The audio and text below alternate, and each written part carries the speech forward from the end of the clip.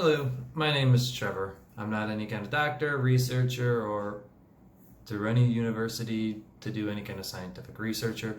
I'm just an individual that likes to pay attention to any field of science. I love mathematics, numbers, and graphs. Just really enjoy paying attention to those fields of science and the information that's coming out of it. I'm not a YouTuber or any content creator, so I apologize for the quality of this video. As you can tell, I'm using my cell phone and a little headset as a mic recorder. I've got just a little piece of paper with a couple little notes on it for information. I apologize. There will be no editing, so any mistakes will be left in the video. First couple of things I would like to go over is yes, there is a virus. Yes, it is deadly. And yes, we are seeing higher normal rates of influenza, like deaths and hospitalization.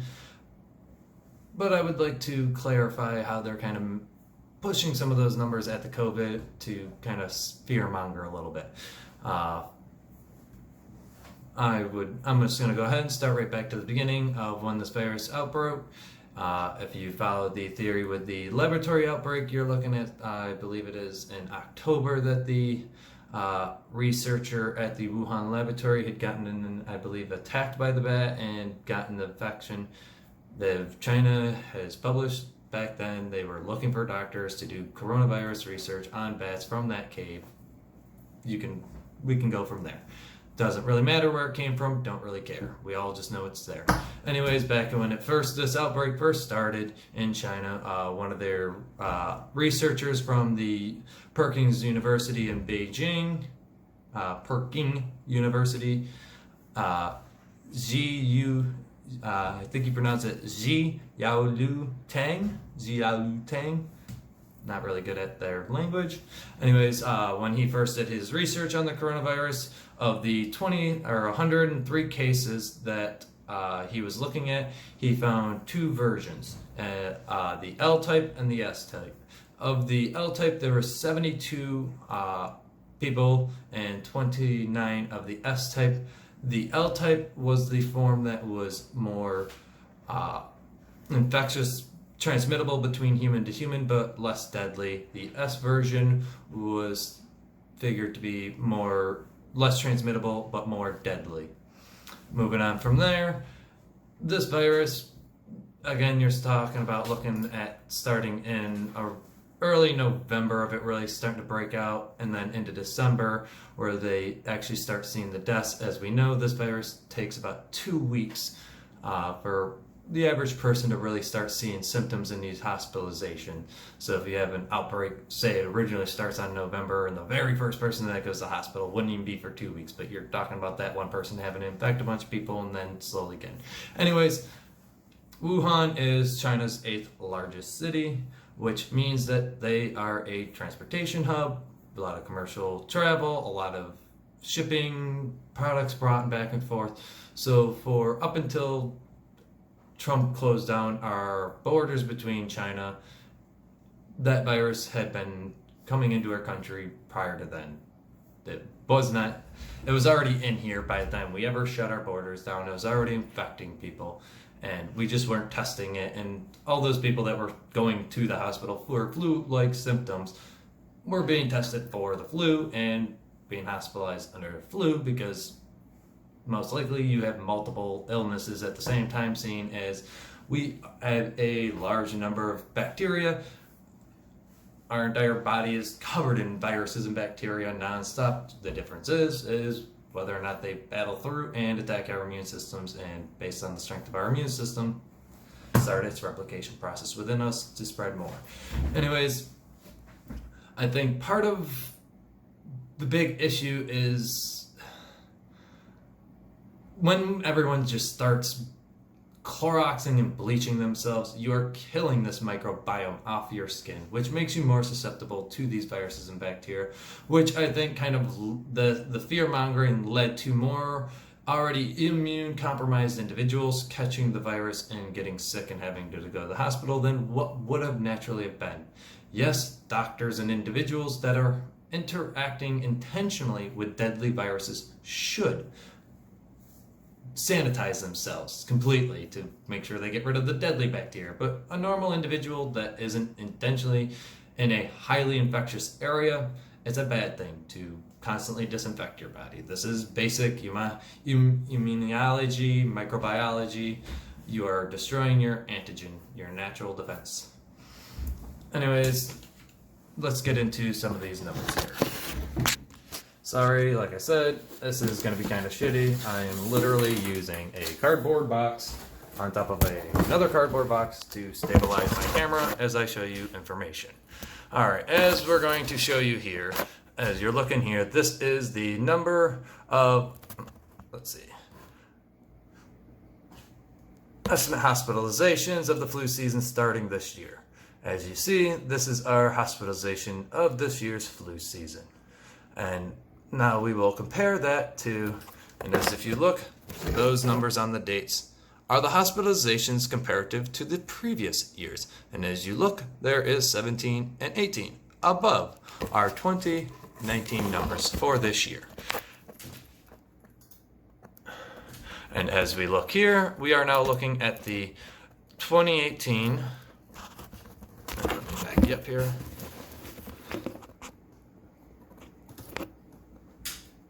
Table for the estimated influenza diseases burdens by age groups for the 2017 and 18 season there.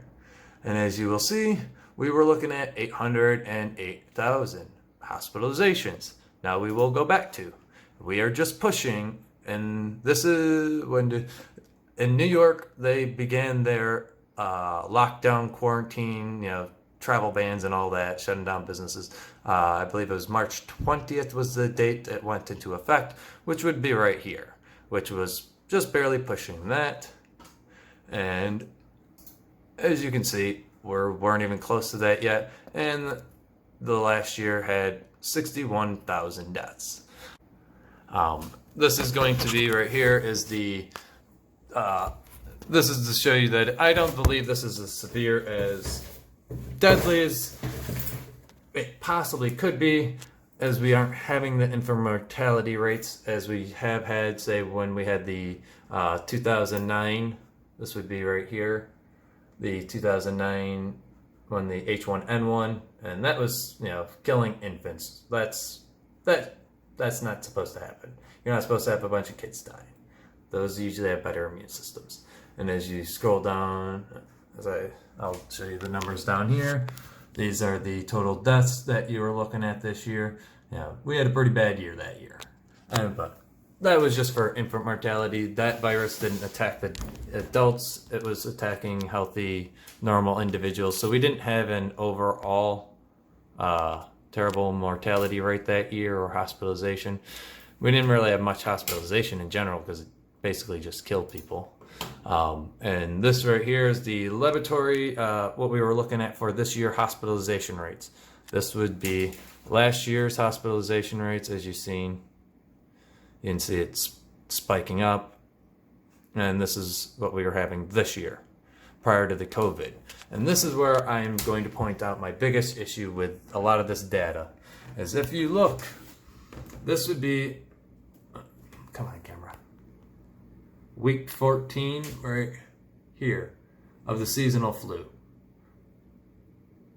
This is also week 14 of the seasonal flu.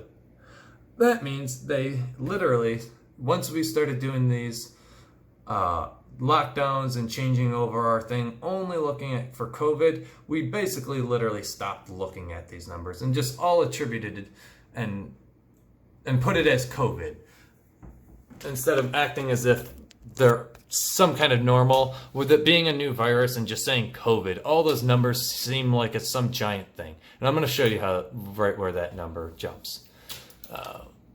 Where's my correct graph? Okay, so as you see, this is just the COVID number, hospitalizations, confirmed COVID-19 hospitalizations.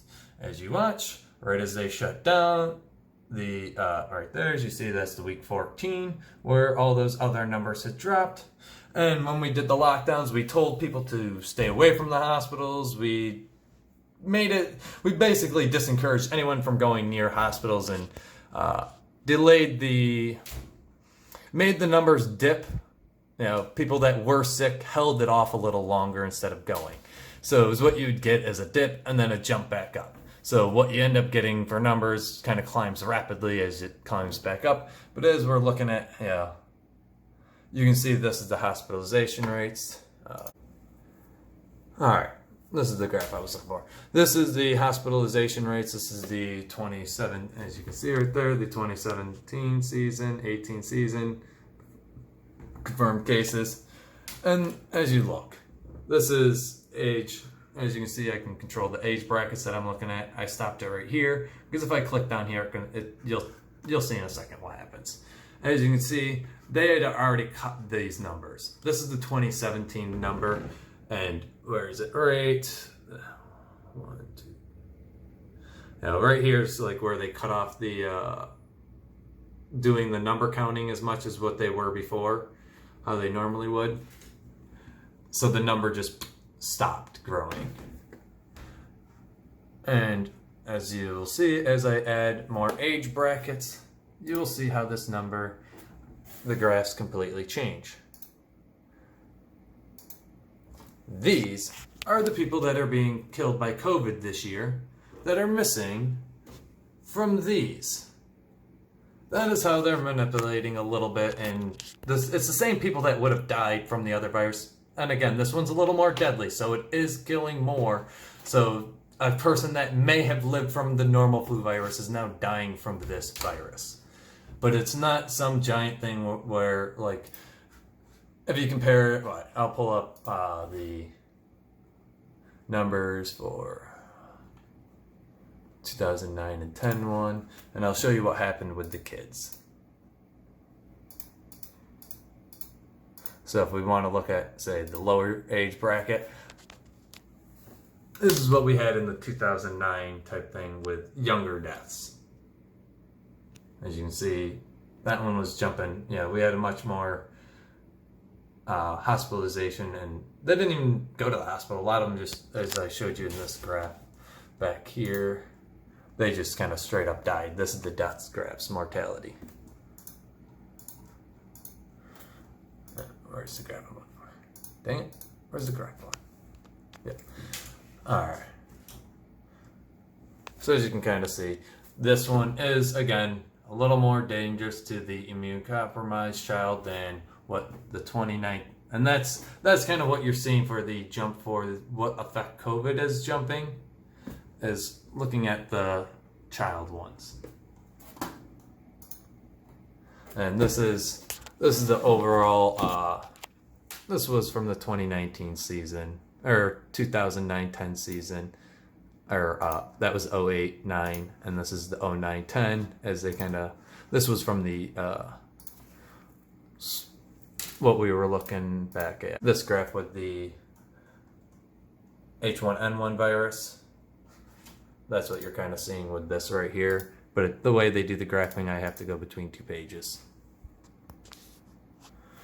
The point I was had these pages for is I just wanted to show you the difference in the numbers here. This was the beginning of this year up until when we, again, basically stopped counting right here. And this is what you can see right here compared to that, which is what you get when you're testing a lot more. We completely stopped testing. You test more because you have more sick people coming in for tests. Same with here, but this one has a giant peak compared to that year because we already knew about the H1N1 and we're still worried about it during that time. So we had already picked up testing more. All right, then next graph I'm going to go over here. This is from, we're now looking at individual states. That was the national level. This is just going to kind of do a more closer look at showing you what's going on. So this is the state emergency visits, influenza like illness visits.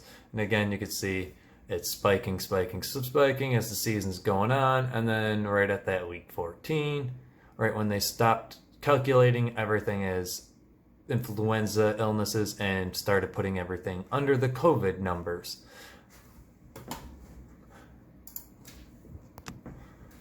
Which is what you'll see up on this graph. This is them doing their testing, influenza test reports As you see, climb, climb, climb, and then drop as they completely stop doing any kind of testing. And just start putting everything as COVID, and you can kind of see our seasonal. The red one is this year's. The black line right there was the year before, what number of testing they did. But as I showed you, there was a pretty high hospitalization rate with that year. Where is that at? That's the hospitalization rate. We're at, what was the COVIDs? I'll grab that in a minute. I'll show you guys the COVIDs. All right. As we come down here, you'll see, where is it? Right here. Seasonal influenza illness by age groups. As you'll see, this is the beginning of the flu season for this year. And as we kind of started upticking, I think this is when the coronavirus actually kind of hit into our country, was right here. And what actually, where it really started spiking along with the normal flu, where this is kind of where the normal flu starts to spike, is around that time period too. And during that entire time, they were both in here during this entire time, and only up to here did we really start putting all under the COVID category. And as you can see,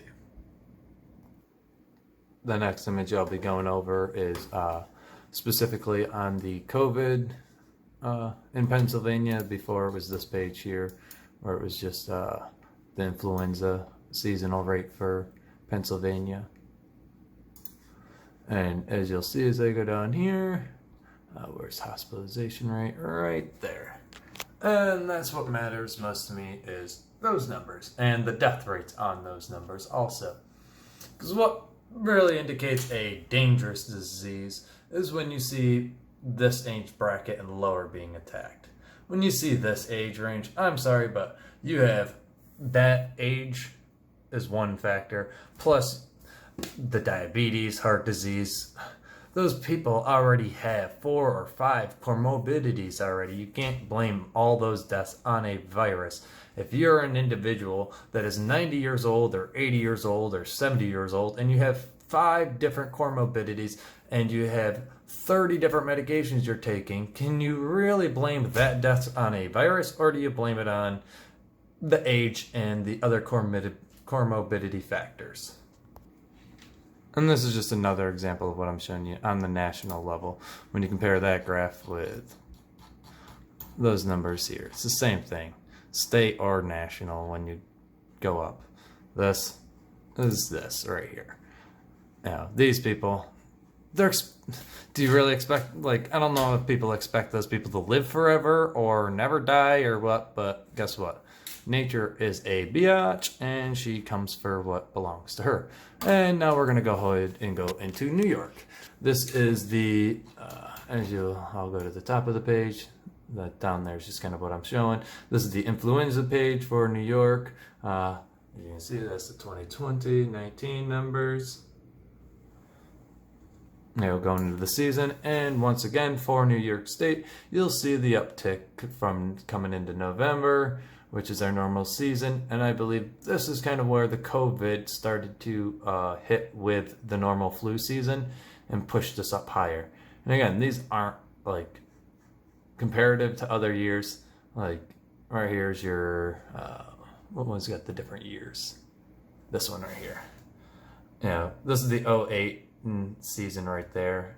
This was 17 and 18's flu season, and this is the 1920 flu season. Again, I believe the COVID-19 pushed it up sooner and brought us in, and then again it should be coming across like this and down, where they kind of brought it back down like this and then brought it back up like that using their COVID numbers, just saying look at the COVID climb, because they took all these people, had stopped testing for them, told them to stay home, and then as those people got too sick to stay home anymore, all of a sudden they came into the hospital, got their COVID test, and went on to that category instead of this chart. So now instead of having a line come up like this, up and over, and then we have this, or even a higher spike, come up like that and then down, and then drag out long through the flu season. Yes, like I said, we were going to have a worse season, and this is just positive tests. This isn't even hospitalizations or anything. This graph here is that same, this is this year's hospitalization. The other one that you looked up there that we were looking at a second ago was just the test numbers. Individuals that felt like shit came to the hospital, got a test, and tested positive. Whether or not they had horrible symptoms, who knows, but these were the individuals that were bad enough to stay and require hospital visits. And as you see, spike, spike, spike, spike, spike, spike, and then dip, dip, dip, dip. We didn't actually stop having sick people.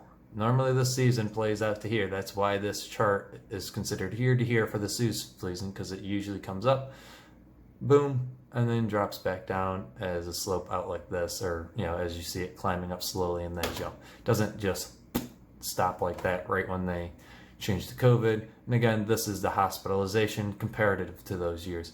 As you see, we're testing, this is the normal year, not paying attention for COVID. And I, again, believe this is where the COVID hit. As you've seen with the other graph, the testing spiked and the COVID spiked. I believe the COVID is probably, is damaging in conjunction with other viruses and stuff. So you're getting tested positive for the other influenzas and stuff. But then, as I said, see how that comes across like that. I believe in reality, it actually kind of continued or dipped down like this a little bit just because they told people to stay home and not come into hospitals. And then kind of came back up to, again, where those numbers, as you'll see in the next graphs here. All right, the graph I've got here is the New York City. I can't really get, this is the New York City, as you see, newyorkcity.gov, COVID-19 page. This is their pickup, and as you see, like I said, right at the time when they started cutting down, the other graph, you would see it come down like this, right into this one, and then this one come up like that. So I believe they kind of just slowly swap those numbers over, and this is the hospitalization. You can see how the test and hospitalization plays out. And then this is the deaths. Again, it takes a couple of weeks, so everything kind of shifts. So a person that got infected over here takes 2 weeks to get start feeling an effect, and then comes into a hospital here, and then dies in the hospital here under COVID. So someone that may have been hospitalized or been sick way back here now dies under the infection of COVID over here. And this whole thing just kind of, all those numbers just slowly get pushed that way. Yeah, I'm not saying that COVID isn't killing people, just saying that it's killing a larger number of the same people it would have, normal viruses would kill each seasonal year. Now we're going to go ahead and move on to Washington State. And again, I'm going to show you the 17-18 year, because like I said, I think we're having a bad year normal wise, like whether it's something to do with our immune system or the flus are severe or who knows what. There's so many of things that can, the sun makes you more likely to have a heart attack based on its solar flares. Who the fuck knows what other factors can drive worse in flu seasons. What can make our immune system become weaker during that year comparative. Anyways, as you'll look, this for Washington. I don't have any of their deaths or hospitalization rates, but again, you can kind of understand how those numbers go just by looking at their testing rates, as this wasn't a year that had media hysteria telling people to go get checked. It was just people that felt like shit went in and got checked. As you see, this would be where we kind of started doing checks in I'll show you in the next graph, where we stopped doing the checks for the influenzas and started doing the COVIDs. And again, you can see right here, this is just another version, positive test for that. A little less breakdown on what it's actually looking at. As you can see, the different varieties of breakdowns there. But now we'll go to, as you'll see when I go to switch pages here, this is the 2017-18 season. Watch this in comparative. As you see, they drop those numbers. There's your 12 right here, week 12 of the season. Week 12 of this season. Look at how much they already dropped it. That's, yeah. As you can see, that whole part's normal comparative. normal comparative, and then boom, dropped it. Again, you can see this graph, comparative, goes up, up, up. And again, like I said, I think COVID came in and started hitting people somewhere around here. And then media kind of, I don't know how much people were paying. I don't watch mainstream media, really. I like YouTubers more. I haven't owned a TV in years. Anyways, here we go. We're going to go to the end thing now, just looking at COVID in general and its numbers. This is their numbers they've gotten for COVID-19 so far. April 17th. I opened up this page last night, as you can see when I opened this page. Demographic, I'll click on that, and as you'll see, those are just the confirmed cases, people that get tested and test positive for the virus. That doesn't mean you're sick or hospitalized. What I care about, especially when they're pushing everyone to get a test, is the actual hospitalization rate. So, that was this right here. This is the actual hospitals.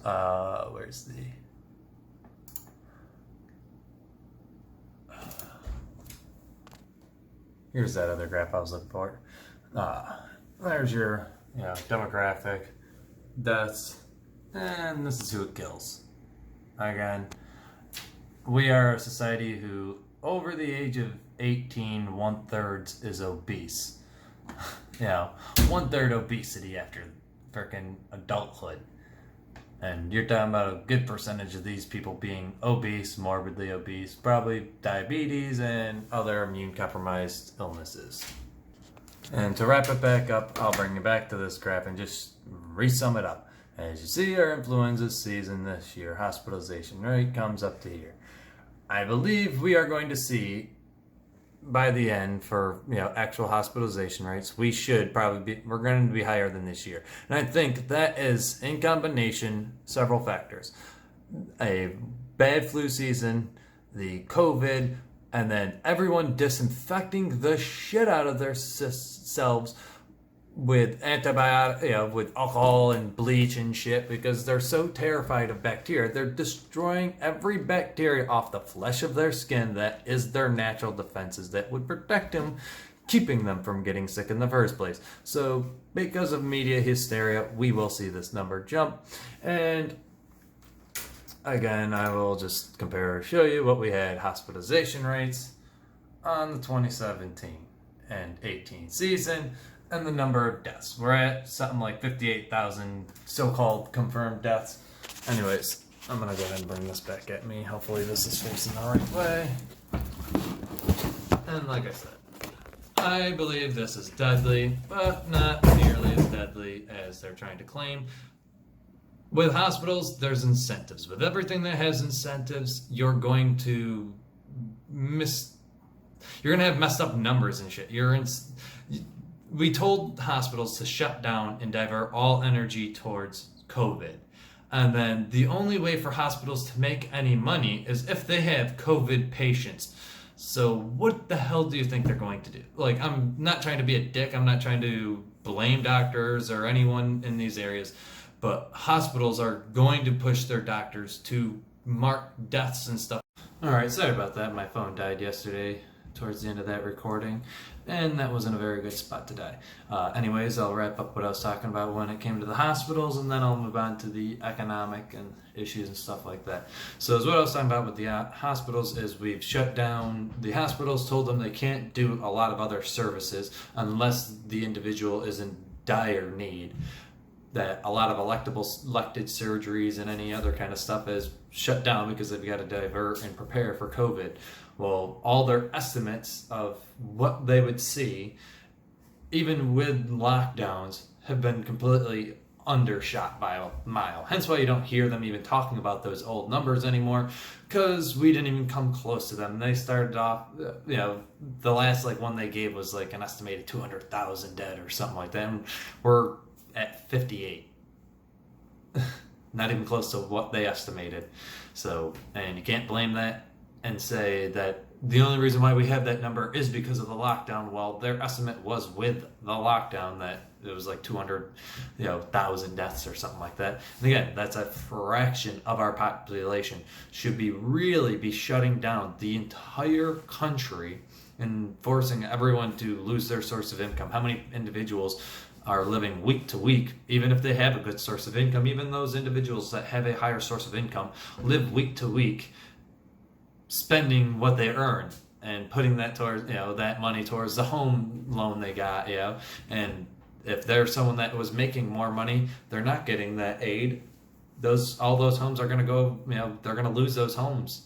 They're going to lose businesses, equipment loans. There's tons of repercussions of telling someone you can't make any kind of money for almost 2 months now. That's kind of ridiculous. So anyways, again, we're going to move on to the economic and more personal issues this is going to cause, past the hospitals. Like I said, I'm not trying to blame doctors. I think that's more of a hospital administrative issue, not so much as the actual doctors doing it. Anyways, now on to the economic things. When you take people's jobs away, you're much more likely to have depression issues. That's one major thing that we see in anyone, is that they have no kind of job or purpose, they kind of become depressed off of that, and that's not good for our society. The muscle fatigue, losing all their muscles from not doing that same work. If you take a guy that used to be doing some kind of construction work, that takes a lot of muscle mass to do a lot of those different labors, and you pull them out for a month or two, they're going to lose all that natural muscle mass that they normally have for doing that job, and then try and ask them to be as productive as they were. You're going to hurt everyone else's productivity ability for making them sit home, not to mention the damage to one's immune system by not interacting with each other and spreading the bacteria between each other. That kind of gives us that microbiome on our skin, and throughout our intestines there's all bacteria.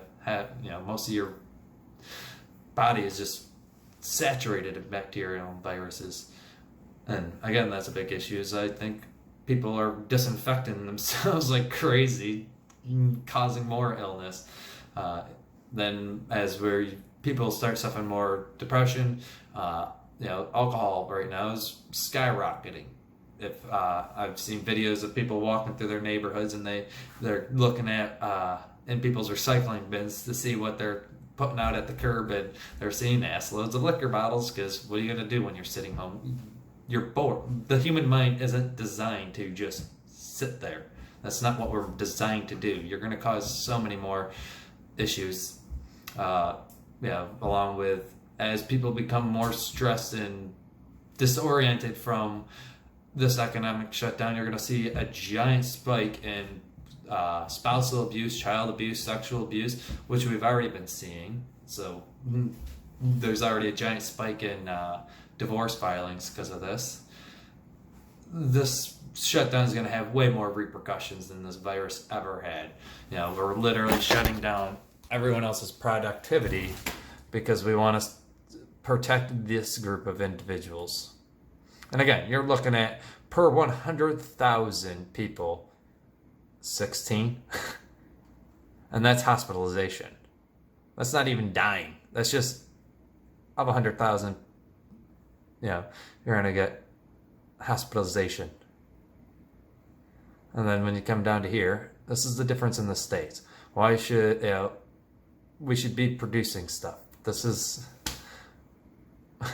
insane, to shut down all the productivity of these individuals and quarantine them, when normally what you do is you quarantine these people, the sick and the people that are immune compromised. You put the bubble boy in the bubble. You don't put the world in the bubble to protect the bubble boy. That's not the intelligent move. And if you have government officials telling you that the intelligent move is to literally nerf the world, we're having some issues, and there's a much bigger picture at play. And that is something you can look into yourself if you want to look at a lot of the issues with the different higher-ups being connected to certain kind of agendas. You can look up those on your own. I'm not going to try and claim anything on those. That's your choice to look into how whatever you want. Just going to say there are some connections between individuals that all shared specific ideas. And again, this isn't saying that people coerce together. It's just, if I have an idea to do something and you have an idea also to do that thing, why wouldn't we just naturally work together towards the same goal? That's what, you have business partners that go into business together just because their ideas to do the same thing align. And you get that just naturally. It's not some kind of conspiracy where people are trying to create some cabal. Who knows? I'm not trying to claim any of that stuff, just pointing out numbers, and I don't see the reason to shut down and sell out your grandkids and great grandkids into a giant future of debt and a giant Great Depression cycle, which is already coming. There's no ending. All we can do is lessen the damage of that by getting back to work as soon as possible, because, yeah, good luck to everyone